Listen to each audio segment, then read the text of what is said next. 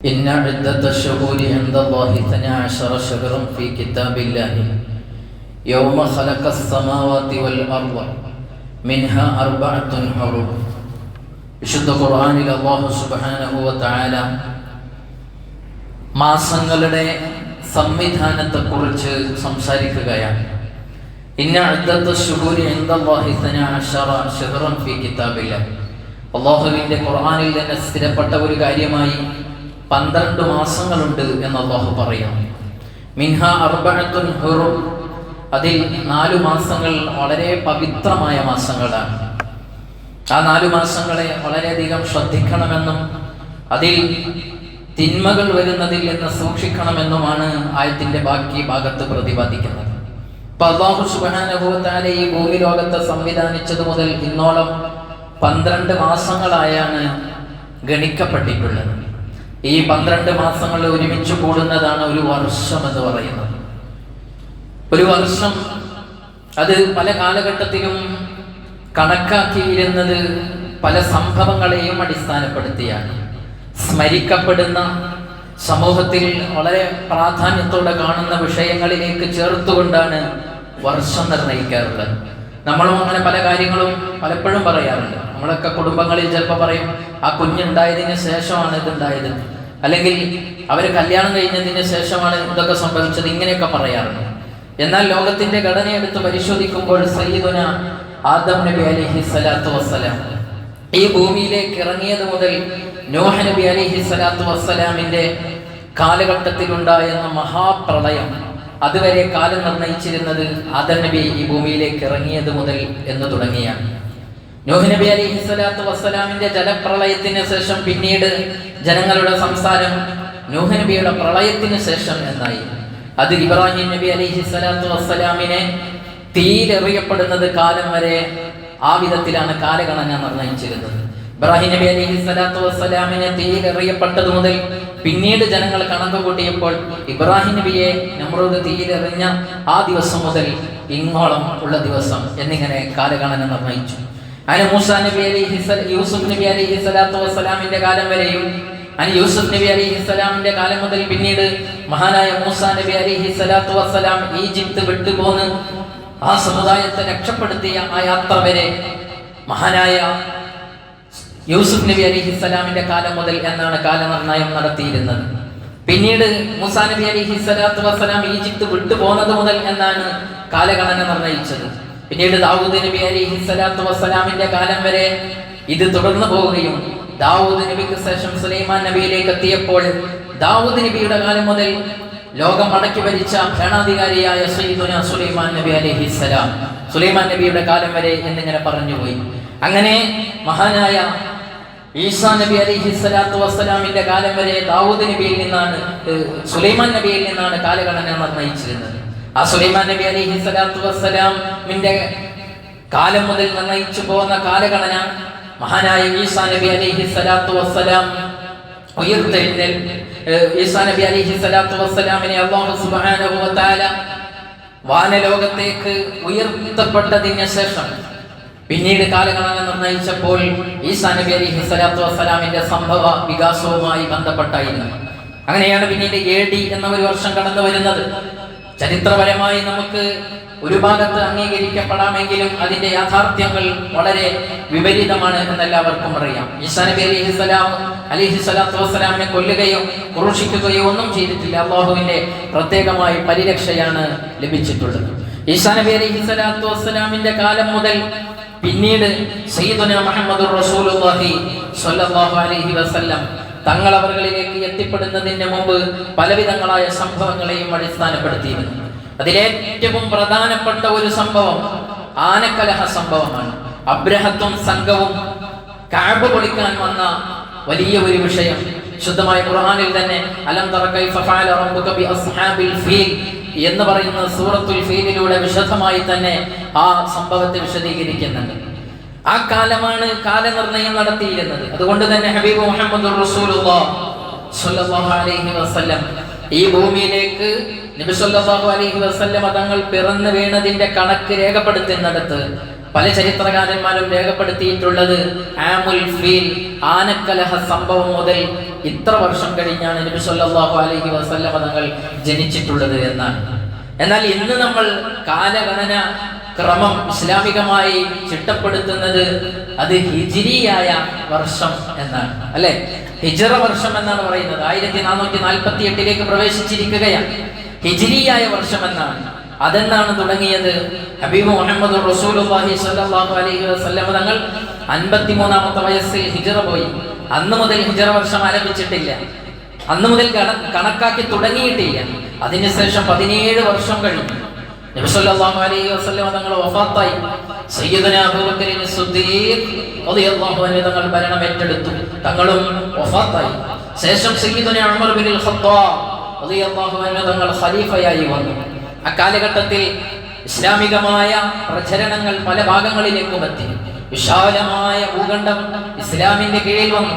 ആ സാഹചര്യത്തിൽ ഓരോ പ്രദേശങ്ങളിലേക്കും ആ അതത് പ്രദേശങ്ങളിലെ കാര്യങ്ങൾ നിയന്ത്രിക്കുന്നതിന് വേണ്ടി ഗവർണർമാരെ നിയോഗിച്ചിരുന്നു. ആ കൂട്ടത്തിൽപ്പെട്ടവരായിരുന്നു അബൂ മൂസൽ അശ്അരി റളിയല്ലാഹു അൻഹു തങ്ങൾ.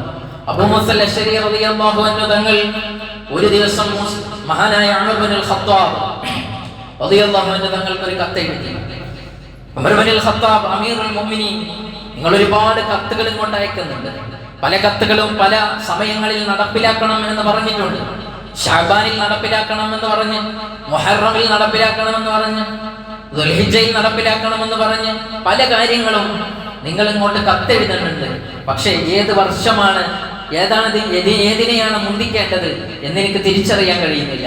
പലരുടെയും കയ്യിൽ കൊടുത്തു വിടുകയാണ്. അപ്പൊ എത്തുന്നതുമായി ബന്ധപ്പെട്ട് പലപ്പോഴും പിന്തിപ്പോകാൻ നേരത്തെ നടപ്പിലാക്കേണ്ട കാര്യങ്ങളെക്കാൾ വൈകി വരുന്ന കത്തുകൾ ഉണ്ടാവും. അപ്പൊ അതുകൊണ്ട് കാലഗണന നിർണയിച്ചാൽ മാത്രമേ നമുക്ക് ആ കാര്യങ്ങളൊക്കെ ഒരു കൃത്യമായ രൂപത്തിൽ മുന്നോട്ട് കൊണ്ടുപോകാൻ സാധിക്കുകയുള്ളൂ എന്ന് മഹാനായ അബൂ മൂസൽ അശ്അരി റളിയല്ലാഹു അൻഹു തങ്ങൾ കത്തെഴുതുകയും ഈ കത്ത് കിട്ടിയ ഉടനെ സയ്യിദുനാ ഉമർ ഇബ്നുൽ ഖത്താബ് റളിയല്ലാഹു അൻഹു തങ്ങൾ സഹാബത്തിനെ വിളിച്ചു ചേർക്കുകയും ഇതൊരു നല്ല അഭിപ്രായമാണ് എന്ന് ആരായുകയും ചർച്ച ചെയ്യുകയും ചെയ്തു. അങ്ങനെ പല വിധങ്ങളായ വിഷയങ്ങളും മുന്നോട്ട് വന്നു. നബി സല്ലല്ലാഹു അലൈഹി വസല്ലം തങ്ങൾ ജനിച്ചത് മുതൽ നമുക്ക് കാലം നിർണ്ണയിക്കാമെന്നായി. നബി സല്ലല്ലാഹു അലൈഹി വസല്ലം തങ്ങളുടെ വഫാത്തിന് ശേഷമാവാം, തങ്ങൾ വഫാത്തായത് മുതൽ ഇങ്ങോട്ട് നിർണ്ണയിക്കാമെന്നായി. അങ്ങനെ എല്ലാവരും ചർച്ച ചെയ്ത അവസാനം എത്തിപ്പെട്ടത് നബി സല്ലല്ലാഹു അലൈഹി വസല്ലം തങ്ങളുടെ ഹിജ്റ മുതൽക്ക് നമുക്ക് കാലഗണന നിർണ്ണയിക്കാം എന്നതാണ്. അതിന് വലിയ പ്രസക്തിയുണ്ട് ആ ഹിജ്റക്ക്. അതിന്റെ വിശദീകരണങ്ങളിലേക്ക് ഞാൻ കടക്കുന്നില്ല. അപ്പൊ ആ ഹിജ്റയെ അടിസ്ഥാനപ്പെടുത്തിക്കൊണ്ടാണ് പിന്നെ ഹിജ്രിയായ കലണ്ടർ. ഏകദേശം ആ ഹിജ്റ നടന്നതിന് ശേഷം ഒരു 17 വർഷം കഴിഞ്ഞതിന് ശേഷമാണ് ഇന്ന് നിലനിൽക്കുന്ന ഹിജ്രിയായ കലണ്ടർ നിലവിൽ വരുന്നത്, സംവിധാനം വരുന്നത്. ആ ഹിജ്റ കലണ്ടറിന്റെ പ്രത്യേകത എന്ന് പറഞ്ഞാൽ ലോകത്തുള്ള മറ്റു കലണ്ടറുകൾക്ക് സംഭവിക്കുന്ന ന്യൂനതകൾ അതിന് സംഭവിക്കില്ല എന്നാണ്. പലപ്പോഴും പല കലണ്ടറുകളിലും അധിക ദിവസവും അധിക വർഷവും മറ്റുമൊക്കെ വന്ന് കൂട്ടി കിഴക്കലുകൾ വരുത്തേണ്ടി വരുന്ന സന്ദർഭങ്ങൾ ഉണ്ടാവാറുണ്ട്. എന്നാൽ അതിന്റെ ആവശ്യമില്ല എന്ന് മാത്രമല്ല, ഏത് നിരക്ഷരരായ ആളുകൾക്കും കണ്ടെത്താവുന്ന ഒരു സംവിധാനമാണ്. ചന്ദ്രനെ അടിസ്ഥാനപ്പെടുത്തിയത് കൊണ്ട് ഓരോ മാസവും ഉദിക്കുമ്പോൾ ഈ മാസം ഉദിച്ചിട്ടുണ്ട് എന്ന് വ്യക്തമായി നഗ്നനേത്രങ്ങളെ കൊണ്ട് കണ്ട് നിർണയിക്കാൻ കഴിയുന്ന ഒരു സുതാര്യമായ സംവിധാനമാണ് യഥാർത്ഥത്തിൽ ഇസ്ലാമികമായ കലണ്ടർ സംവിധാനത്തിൽ അല്ലാഹു സുബ്ഹാനഹു വ തആല സംവിധാനിച്ചിട്ടുള്ളത്. ആ കലണ്ടറിനെ വളരെയധികം നമ്മൾ ശ്രദ്ധിക്കണം. യഥാർത്ഥത്തിൽ ആ കലണ്ടർ പലപ്പോഴും പലരും ശ്രദ്ധിക്കാറില്ല. അത് ശ്രദ്ധിക്കേണ്ട ചില മേഖലകളുണ്ട്. ഏതാണത്? ഒന്ന്, വർഷം വയസ്സ് തികയുന്ന പ്രായപൂർത്തി. ഒരു വ്യക്തിക്ക് പ്രായം കൊണ്ട് അദ്ദേഹത്തിന് ബുലൂഗാവുന്ന പ്രായപൂർത്തി നിശ്ചയിക്കുന്ന സമയത്ത് ചന്ദ്രവർഷമാണ് കണക്കിലാക്കേണ്ടത്. കാരണം മറ്റു വർഷങ്ങളുമായി നാം താരതമ്യപ്പെടുത്തുമ്പോൾ, ഗ്രിഗേറിയൻ കലണ്ടറായ ജനുവരി, ഫെബ്രുവരി തുടങ്ങിയ വർഷവുമായി നാം താരതമ്യപ്പെടുത്തുമ്പോൾ അറബ് വർഷവും ഗ്രിഗേറിയൻ കലണ്ടർ പ്രകാരമുള്ള വർഷവും ഇംഗ്ലീഷ് മാസമെന്ന് നമ്മൾ പൊതുവെ വിളിക്കുന്ന വർഷവും തമ്മിൽ ഏകദേശം 11 ദിവസത്തെ ഡിഫറൻസ് വരും ഒരു വർഷത്തിൽ. 33 വയസ്സാകുമ്പോൾ ഒരു വർഷത്തിന്റെ ഡിഫറൻസ് വരും, ഒരു വയസ്സിന്റെ ഡിഫറൻസ് വരും. അപ്പൊ യഥാർത്ഥത്തിൽ നമ്മൾ കാലഗണന നിർണ്ണയിക്കേണ്ടത് ഈ ആയുസ് അഥവാ ബുലൂഗായി, പ്രായപൂർത്തിയായി എന്ന വിഷയം അത് അറബ് കലണ്ടർ പ്രകാരമാണ് സംവിധാനിക്കേണ്ടത് എന്ന് വളരെയധികം ശ്രദ്ധിക്കണം. അതുപോലെ തന്നെയാണ് സക്കാത്തിന്റെ വിഷയം. കണക്ക് കൂട്ടുമ്പോൾ ഒരു വർഷമായി, ഒരു വർഷമാവുക, വർഷം തികയുക എന്നതാണ്. പലപ്പോഴും കച്ചവടത്തിനുള്ള സക്കാത്തുകൾ, ആ സക്കാത്ത് നിർണ്ണയിക്കുമ്പോൾ അറബ് വർഷമാണ്. പലപ്പോഴും ഇംഗ്ലീഷ് മാസമായിരിക്കും പലരും എഴുതി വെച്ചിട്ടുണ്ടാവുക. അങ്ങനെയല്ല നിർണ്ണയിക്കേണ്ടത്. അതുപോലെ തന്നെ വഫാത്തിന്റെ ഇദ്ദ ഇരിക്കുന്ന അവസരത്തിൽ 4 മാസവും 10 ദിവസവും നിർബന്ധമായി ഖുർആൻ പറഞ്ഞതാണ്. അത് ഇരിക്കേണ്ടത് തീർച്ചയായും അതിനെ അവലംബിക്കേണ്ടത് ഇസ്ലാമികമായ കലണ്ടർ സംവിധാനമാണ്. അങ്ങനെ ഒരുപാട് കാര്യങ്ങൾ നാമുമായി ബന്ധപ്പെട്ട ഇസ്ലാമികമായ കാര്യങ്ങളെ ഇസ്ലാമികമായ കലണ്ടർ നോക്കിയാണ് നിർണയം നടത്തേണ്ടത്. പലപ്പോഴും അത് ശ്രദ്ധിക്കാറില്ല എന്നത് വളരെ വലിയ വിഷമകരമായ കാര്യമാണ്. അതാണ് നാം പ്രധാനമായി മനസ്സിലാക്കേണ്ട ഒരു കാര്യം. ഹിജ്രിയായ കലണ്ടറുണ്ട്. മറ്റൊന്ന് ഹിജ്രിയായ കലണ്ടർ, അത് നാം അവലംബിക്കുമ്പോൾ മറ്റു കലണ്ടറിനെ അവഗണിക്കണമെന്നോ അത് നോക്കാൻ പാടില്ല എന്നൊന്നുമല്ല. അതും നമുക്ക് ചരിത്രപരമായും സാമൂഹികപരമായും നമ്മുടെ കർമ്മങ്ങൾ പരമായും ഒക്കെ നമുക്ക് ഉപയോഗപ്പെടുത്താവുന്നതാണ്. ശുദ്ധ ഖുർആൻ തന്നെ അതിലേക്ക് സൂചന നൽകിയിട്ടുണ്ട്. അസ്ഹാബുൽ കഹ്ഫ് റളിയല്ലാഹു അൻഹു അവരെ കുറിച്ച് പറയുന്ന സമയത്ത് അവർ ഗുഹാവാസികളായി എത്ര കാലമാണ് ഉറങ്ങിക്കിടന്നത് എന്നതുമായി ചർച്ച വിശുദ്ധ ഖുർആനിൽ സൂറത്തുൽ കഹ്ഫിൽ പറയുമ്പോൾ വലബിസു ഫീ കഹ്ഫിഹിം 300 സിനീൻ 300 വർഷമാണ് എന്ന് പറയുന്നത്. 300 വർഷമാണ് അവർ ഉറങ്ങിക്കിടന്നത് എന്ന്. ശേഷം പറയുന്നുണ്ട് 9 അതിലേക്ക് ചേർത്ത് കൊടുക്കണമെന്ന്. എന്താണ് ആ പ്രയോഗം? മുഫസ്സിരീങ്ങൾ പറയുന്നുണ്ട് 300 വർഷം എന്ന് പറയാനുള്ള കാരണം അത് റോമൻ കലണ്ടർ അനുസരിച്ചാണ്. എന്നാൽ അറബ് കലണ്ടർ അനുസരിച്ച് നോക്കുമ്പോൾ ഈ 300 വർഷം എന്ന് പറഞ്ഞാൽ അവിടെ ഒരു 9 വർഷത്തിന്റെ അധിക വർഷം വരും എന്നതാണ്. ഞാൻ നേരത്തെ പറഞ്ഞല്ലോ 33 വർഷം കഴിയുമ്പോൾ ഒരു വർഷം കൂടുതൽ വരും, ഏകദേശം 30 വർഷം കഴിയുമ്പോൾ. അപ്പൊ നിങ്ങൾ ആലോചിച്ച് നോക്ക്, 300 വർഷം എന്ന് പറയുമ്പോൾ 9 വർഷം വളരെ കറക്റ്റാണ്. അപ്പൊ അത്തരത്തിൽ ഭൗതികമായ കാര്യങ്ങളിൽ നമുക്ക് മറ്റു കലണ്ടറുകളെ ആശ്രയിക്കുന്നതിന് യാതൊരു പ്രശ്നവുമില്ല. ആ കലണ്ടറുകൾ ആശ്രയിക്കുമ്പോൾ തന്നെ ഇസ്ലാമികമായ കാര്യങ്ങളിൽ ആശ്രയിക്കേണ്ട, ഇസ്ലാമികമായ കാര്യങ്ങളിൽ പരിഗണിക്കേണ്ടിടത്ത് നാം ഹിജ്രിയായ കലണ്ടറിനെ പരിഗണിക്കാതെ പോകുന്ന ഒരവസ്ഥാവിശേഷമുണ്ട്. അത് നാം തിരുത്തേണ്ടതാണ്. മറ്റൊന്ന്, പുതിയ ഒരു വർഷം നമ്മിലേക്ക് കാലെടുത്ത് വെക്കുമ്പോൾ ഓരോ വർഷവും നമുക്ക് ചിന്തിക്കാൻ ഏറെയുണ്ട്. കഴിഞ്ഞുപോയ വർഷങ്ങളെ കുറിച്ച് വിലയിരുത്തണം. കഴിഞ്ഞുപോയ വർഷങ്ങളെ കുറിച്ച് വിലയിരുത്തുകയും എന്റെ ജീവിതം എങ്ങനെയാണ് പോകുന്നത് എന്നത് ഓരോരുത്തരും ആത്മവിചിന്തനം നടത്തുകയും ചെയ്യണം. മഹാനായ സയ്യിദുനാ ഉമർ ഇബ്നുൽ ഖത്താബ് റളിയല്ലാഹു അൻഹു തങ്ങൾ അവിടുന്ന് പറഞ്ഞു, ഹാസിബു അൻഫുസകും ഖബ്ല അൻ തുഹാസബു. നിങ്ങൾ വിചാരണയ്ക്ക് വിധേയമാകുന്നതിന് മുമ്പ് ഒരു ആത്മപരിശോധനയ്ക്ക് ഓരോരുത്തരും തയ്യാറാവണം. പരലോകത്തെ മഹാസമ്മേളനത്തിനായി അല്ലാഹു സുബ്ഹാനഹു വ തആലയുടെ മുന്നിൽ ഹാജരാക്കപ്പെടുന്നതിന് നിങ്ങൾ ഒരുങ്ങി നിൽക്കണം.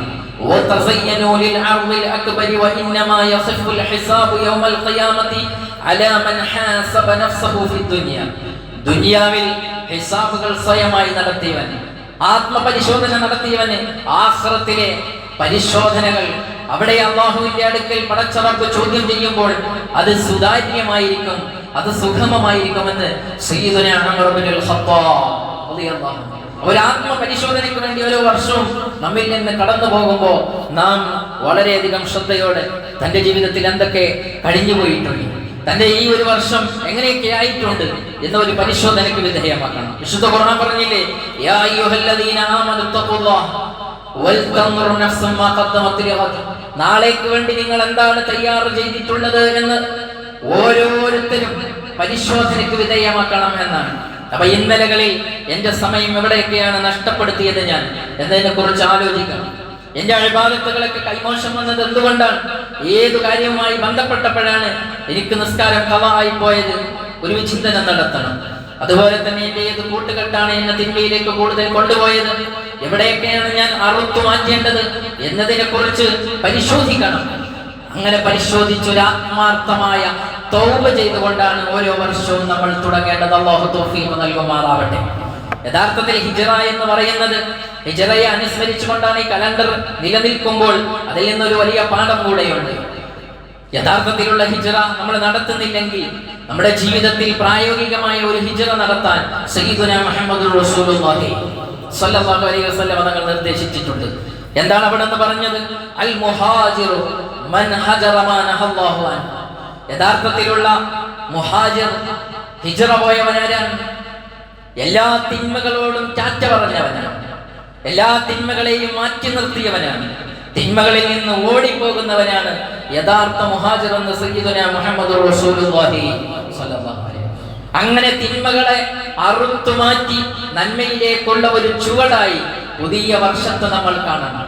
അപ്പോഴാണ് നമുക്ക് മാറ്റങ്ങൾ ഉണ്ടാവുകയുള്ളൂ. നാം സ്വയം മാറണം എന്ന് തീരുമാനിക്കണം. ഇങ്ങനെ അങ്ങ് പോകട്ടെ, അപ്പൊ അങ്ങനെയൊക്കെയാണ് പോയെങ്കിലേ പോവുകയുള്ളൂ എന്നൊക്കെ ചിലര് പറയും അല്ലെ. അതല്ലെങ്കിൽ ഒരു ഒഴുക്കിനനുസരിച്ച് ഇങ്ങനെ അല്ലാതെ ഇപ്പൊ എങ്ങനെയാ ലോകം പോവാ? ഇതെല്ലാവരും ഇപ്പൊ അങ്ങനെ തന്നെയല്ലേ, ഇങ്ങനെ പറയല്ലേ. എല്ലാവരും അങ്ങനെ ആയിക്കോട്ടെ, എല്ലാവരുടെയും ഖബറിലേക്ക് നമ്മൾ പോകൂല. നമ്മൾ ഓരോരുത്തരും പോകുമ്പോ അവനവന്റെ സ്വന്തം ഖബറിലേക്കാണ് പോവുക. ഉറ്റവരും ഉടയവരും ആരും വരൂല. അതുകൊണ്ട് എന്റെ ജീവിതത്തെ ഞാൻ തന്നെയാണ് മാറ്റം വരുത്തേണ്ടതെന്ന ബോധം വേണം. ശുദ്ധ ഖുർആനിൽ അല്ലാഹു പറഞ്ഞില്ലേ, ഇന്നല്ലാഹ ലാ യുഗയ്യിറു മാ ബിഖൗമിൻ ഹത്താ യുഗയ്യിറു മാ ബിഅൻഫുസിഹിം. നിങ്ങൾ സ്വയം ആത്മപരിശോധന നടത്തി തിരുത്തേണ്ട തിരുത്തലുകൾ അതിന് വിധേയപ്പെടുത്തുന്നത് വരെ നിങ്ങളിൽ ഒരു മാറ്റവും സംഭവിക്കുകയില്ല എന്ന് വിശുദ്ധ ഖുർആനിൽ അല്ലാഹു സുബ്ഹാനഹു വ തആല പറയാം. അതുകൊണ്ട് ഒരു മാറ്റ തിരുത്തലുകൾക്ക് വിധേയമായി നന്മകളിലേക്ക് കൂടുതൽ അടുപ്പം പ്രാപിച്ചുകൊണ്ട് നന്മകൾ ചെയ്യാനുള്ള ഒരു മാനസികമായ സന്നദ്ധതയിലേക്ക് പുതിയ വർഷത്തെ നമ്മൾ കാണണം. അങ്ങനെ തുടങ്ങിയാൽ നമുക്ക് വിജയമുണ്ടാകും. മഹാനായ ഇബ്നു അത്താഇല്ലാഹി സിക്കന്ദരി റഹിമഹുല്ലാഹ് തങ്ങൾ പറയാണ്, മൻ ലം തകുൽ ലഹു ബിദായത്തുൻ മുഹ്രിക ലം തകുൽ ലഹു നിഹായത്തുൻ മുശ്രിക. ആർക്കാണോ കഠിനാധ്വാനം നിറഞ്ഞ ഒരു തുടക്കമില്ലാത്തത്, അവനൊരിക്കലും തിളക്കമാർന്ന ഒടുക്കം പ്രതീക്ഷിക്കേണ്ടതില്ല എന്ന്.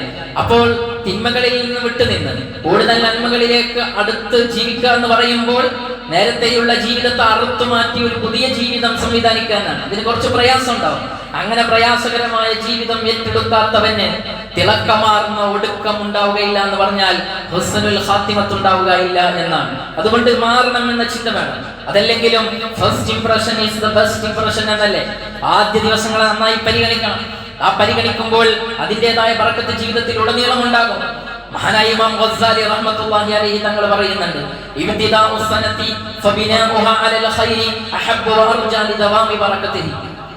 വർഷത്തിന്റെ ആദ്യ ദിവസങ്ങളെ വളരെയധികം ശ്രദ്ധയോടെ പരിഗണിക്കുക എന്നത് ഒരു മനുഷ്യന്റെ ജീവിതത്തിൽ ആ വർഷം ഉടനീളം ബറക്കത്ത് സംവിധാനിക്കപ്പെടാൻ കാരണമാണ് എന്ന് മഹാനായ ഇമാം അൽ ഗസ്സാലി റഹ്മത്തുള്ളാഹി അലൈഹി തങ്ങൾ പറയാം.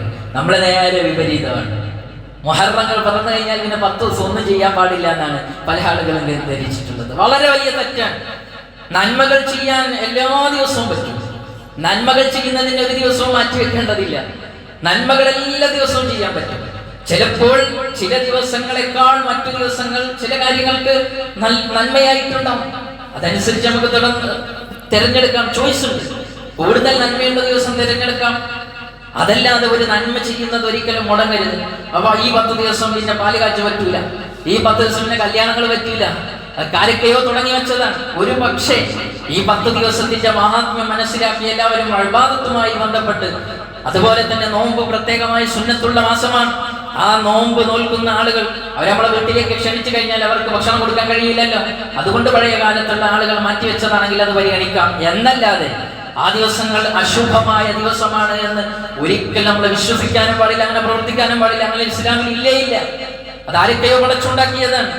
അതെല്ലാം നമ്മൾ വലിച്ചെറിയണം. അതുപോലെ തന്നെ ചില ആളുകൾ പറയാറുണ്ട്, ചന്ദ്രനെ മറഞ്ഞു കാണാൻ പാടില്ല എന്ന്. അങ്ങനെയൊന്നുമില്ല. ചന്ദ്രനെ മറഞ്ഞു കണ്ടാൽ എന്താ, ആ മറഞ്ഞ ഭാഗം കാണൂല എന്ന് മാത്രമേ ഉള്ളൂ. മറഞ്ഞ ഭാഗം കാണൂല, അതൊന്ന് മാറി നിന്നിട്ട് നോക്കിയാൽ പൂർണ്ണമായി കാണാൻ കഴിയും എന്നത് വെച്ചാൽ വേറെ ഒരു പ്രശ്നവുമില്ല. ഏത് മാസം മറഞ്ഞു കണ്ടാലും പ്രശ്നമൊന്നുമില്ല.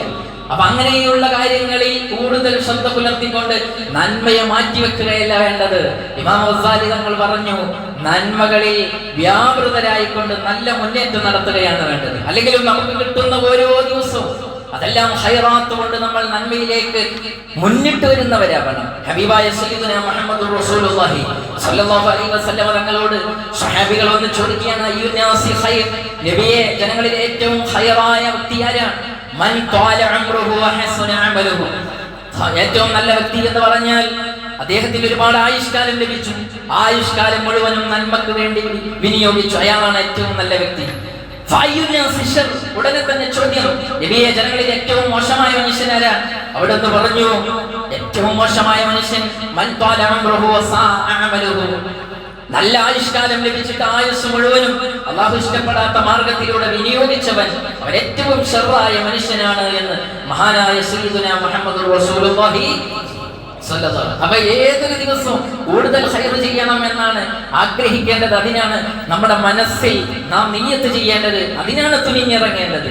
മഹാനായ അബ്ദുല്ലാഹി ഇബ്നു മസ്ഊദ് റളിയല്ലാഹു അൻഹു തങ്ങൾ പറയുന്നുണ്ട്, മാ നദിംതു അലാ ശൈഇൻ നദമി അലാ യൗമിൻ ഖറബത് ശംസുഹു നഖസ ഫീഹി അജലി വലം യസിദ് ഫീഹി അമലി.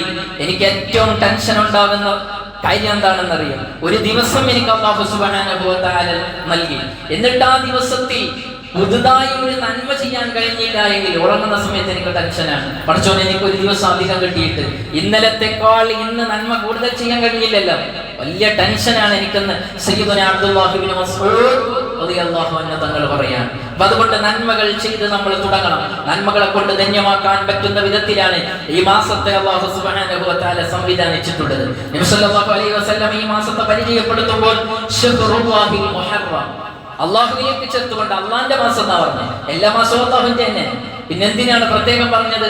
അതിന് കൂടുതൽ പ്രത്യേകതയും അതുകൊണ്ട് തന്നെ. എന്ന് മാത്രമല്ല, അഫ്ളലുസ് സിയാമി ബഅദ റമളാൻ ശഹ്റുല്ലാഹിൽ മുഹറം, ഈ മാസത്തിലാണ് റമദാൻ കഴിഞ്ഞാൽ ഏറ്റവും കൂടുതൽ നോമ്പനുഷ്ഠിക്കൽ ശ്രേഷ്ഠമായത്. സുന്നത്തായ നോമ്പ് കൂടുതൽ എടുക്കേണ്ട മാസമാണ്. 3-10 ദിവസങ്ങളെ പ്രത്യേകമായ ഒരു വർഷത്തിൽ പരിഗണിക്കണം എന്ന് മഹാന്മാർ പരിചയപ്പെടുത്തുന്നു. ഒന്ന് റമദാനിലെ അവസാനത്തെ 10, മറ്റൊന്ന് ദുൽഹിജ്ജയിലെ ആദ്യത്തെ 10, മറ്റൊന്ന് നമുക്ക് ആഗതമായിരിക്കുന്ന മുഹറമിലെ ആദ്യത്തെ 10. ആ 10 ദിവസങ്ങൾ വളരെയധികം ശ്രദ്ധയോടെ കൈകാര്യം ചെയ്യണം, നന്മയിലേക്ക് മുന്നിട്ട് വരണം. അല്ലാഹു നമുക്ക് തൗഫീഖ് നൽകുമാറാവട്ടെ. അതിൽ അതിപവിത്രമായ ഒരു ദിവസം കടന്നു വരാനുണ്ട്.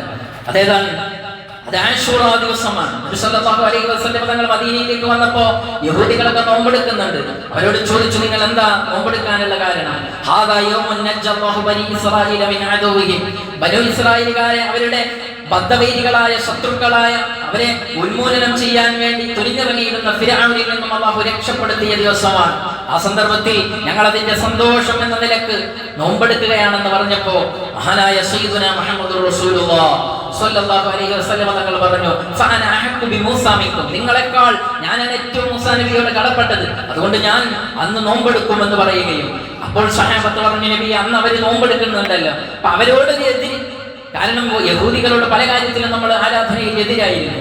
ആ എതിരിന് വേണ്ടി നബി സല്ലല്ലാഹു അലൈഹി വസല്ലം തങ്ങൾ പറഞ്ഞു, ഓക്കേ ഫൈദാ കാനൽ ആമുൽ മുഖ്ബിൽ, അടുത്ത വർഷം ഇൻഷാ അല്ലാഹ്, ഇന്നിപ്പോൾ ഇങ്ങനെ പോട്ടെ, 10നാണെന്ന് പറയുന്നത്, അപ്പോൾ 10 നോമ്പങ്ങ് എടുത്തു. ശേഷം പറഞ്ഞു, ഇനി ഒരു വർഷം, അടുത്ത വർഷം മുതൽ നമുക്ക് വരുന്ന വർഷങ്ങളിലെല്ലാം സുന്നൽ യൗമ താസിഅ, 9ാമത്തെ ദിവസം നമ്മൾ നോമ്പെടുക്കും. അതെന്തിനാണ്? അത് യഹൂദികളോട് എതിരാവാൻ വേണ്ടിയാണ് എന്ന്. അപ്പൊ 9നും 10നും നോമ്പെടുക്കൽ പ്രത്യേകമായി സുന്നത്തുണ്ട്. 10ാമത്തെ ദിവസത്തിന്റെ നോമ്പിനെ കുറിച്ച് സയ്യിദുനാ മുഹമ്മദുർ റസൂലുള്ളാഹി തങ്ങൾ അവിടുന്ന് പറഞ്ഞു, സിയാമു യൗമി ആശൂറ, ആശൂറ ദിവസത്തെ നോമ്പ്, അഹ്തസിബു അലല്ലാഹി അയ്യുഗഫിറ സനത്തല്ലതി ഖബല, ഒരു വർഷം മുൻകാലത്ത് നമ്മളെ കഴിഞ്ഞ വർഷം നമ്മൾ ചെയ്ത എല്ലാ ചെറു പാപങ്ങളും പൊറുപ്പിക്കാൻ ഉതകും വിധത്തിലുള്ള സംവിധാനമാണ് ആ നോമ്പ് കൊണ്ട് അല്ലാഹു സജ്ജീകരിച്ചിരിക്കുന്നത് എന്ന്. ഒരൊറ്റ ദിവസം കൊണ്ട് ഒരു വർഷം ചെയ്ത ചെറുപാപങ്ങൾ എത്ര ഉണ്ടാവും നമുക്കറിയില്ല. കണ്ടും അറിഞ്ഞും അറിയാതെ ചെയ്ത ഒരുപാട് ചെറുപാപങ്ങൾ അത് പുറത്തു കിട്ടാനുള്ള വലിയ ഒരു മുഹൂർത്തമാണ്. വരുന്ന വ്യാഴം വെള്ളി ദിവസങ്ങളാണ്. എല്ലാവരും നോമ്പെടുക്കണം. അല്ലാഹു തൗഫീഖ് നൽകുമാറാവട്ടെ. അന്നത്തെ ദിവസം മറ്റൊരു കാര്യം കൂടെ ചെയ്യാനുണ്ട്. മൻ വസ്സഅല അഹ്ലിഹി, നബി സല്ലല്ലാഹു അലൈഹി വസല്ലം തങ്ങൾ പറയാം, ആ ദിവസം ആരെങ്കിലും തന്റെ കുടുംബത്തിന് വിശാലത ചെയ്തു കൊടുത്താൽ, ഭക്ഷണത്തിൽ റിസ്കിൽ അവർക്ക് ഇഷ്ടപ്പെടുന്ന ഭക്ഷണങ്ങൾ സജ്ജീകരിച്ചാൽ, യൗമ ആശൂറ, ആശൂറ ദിവസം, വസ്സഅല്ലാഹു അലൈഹി സാഇറ സനതി, തന്റെ ആയുഷ്കാലത്തിൽ ആ വർഷം മുഴുവനും അല്ലാഹു വലിയ വിശാലത ചെയ്യുമെന്നാണ്. അപ്പൊ കുടുംബത്തിന് അന്ന് നല്ല ഫുഡൊക്കെ കൊടുക്കണം. അന്ന് നോമ്പെടുക്കും. അപ്പൊ നോമ്പ് തുറക്കാൻ വേണ്ടി കൊടുത്താൽ മതി. അല്ലെങ്കിൽ 9ാമത്തെ ദിവസം അന്ന് രാത്രിയിൽ കൊടുത്താൽ മതി. അങ്ങനെയൊക്കെ കൊടുക്കാം. അങ്ങനെ കൊടുത്ത് അവരെ സന്തോഷിക്കുക, അവരെ കയ്യിലേക്ക് അത് എത്തിക്കുക എന്നതാണ്. മഹാനായ സുഫിയാൻ ഇബ്നു ഉയൈന റളിയല്ലാഹു അൻഹു തങ്ങൾ പറയാം, ഖദ് ജറബ്നാഹു മുൻദു 50 സന, ഈ ഹദീസ് ഞങ്ങളുടെ കയ്യിൽ കിട്ടി 50 വർഷക്കാലം ഞാനത് പരീക്ഷിച്ചു. ഫവജദ്നാഹു സഹീഹ, അത് സത്യമാണെന്ന് മനസ്സിലായി. ഞാൻ അങ്ങനെ എല്ലാ വർഷവും ചെയ്യാറുണ്ട്. അതുകൊണ്ട് എൻ്റെ ആയുഷ്കാലത്തിൽ വലിയ ബർക്കത്തുണ്ടാവുകയും എൻ്റെ കുടുംബത്തിൽ ഐശ്വര്യം ഉണ്ടാവുകയും ചെയ്തു എന്ന് മഹാനവറുകൾ പറഞ്ഞതായി ചരിത്ര ഗ്രന്ഥങ്ങളിൽ കാണാവുന്നതാണ്. അപ്പൊ അതുകൊണ്ട് മുഹറം ഒരു തുടക്കമാണ്. ആ തുടക്കം നന്നായി തുടങ്ങിയാൽ തിളക്കമുള്ള ഒടുക്കം നമുക്കുണ്ടാവും. അല്ലാഹു സുബ്ഹാനഹു വ തആല നല്ല നിലയിൽ ഇബാദത്തുകളെ കൊണ്ട് തുടങ്ങാൻ, സൽക്കർമ്മങ്ങളിൽ മുഴുകി തുടങ്ങാൻ അല്ലാഹു നമുക്ക് തൗഫീഖ് നൽകുമാറാവട്ടെ. ആമീൻ.